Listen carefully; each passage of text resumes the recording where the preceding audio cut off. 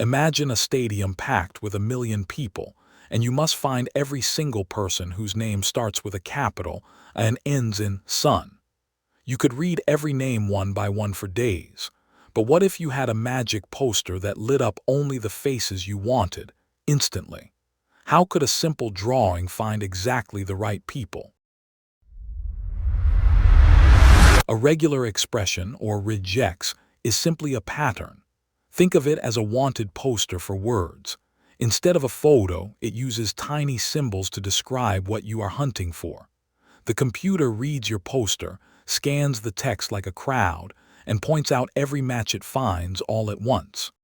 So our poster can hold plain letters. If you draw the letters C, A, T, the regex hunts for that exact word. Cat. It marches through the text comparing one letter at a time. Match the C, then A, then T, and it shouts, "Found it." But real life is messier than one perfect word. Remember our exact word. Now meet the dot. A dot on the poster means any one character goes here, I don't care which. So the pattern C dot T matches cat, cot, and cut.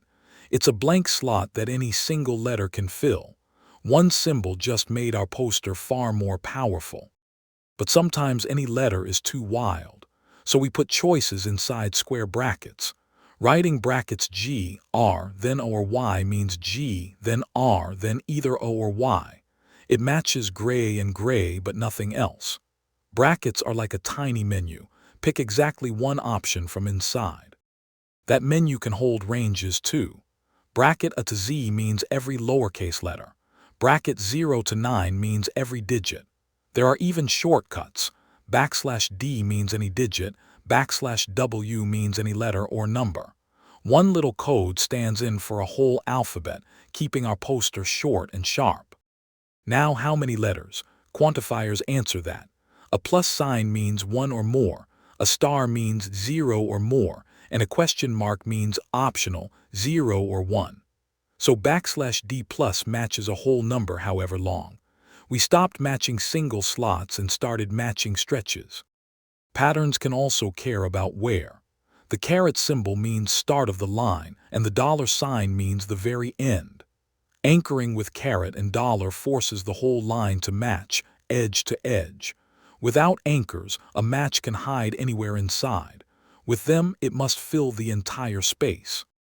To keep things organized, we wrap pieces in parentheses to make a group. A group is treated as one unit, so a quantifier can repeat the whole bundle. The pattern ha in parentheses, then plus, matches ha, ha, ha, and ha, ha, ha. Groups let us repeat ideas, not just single letters.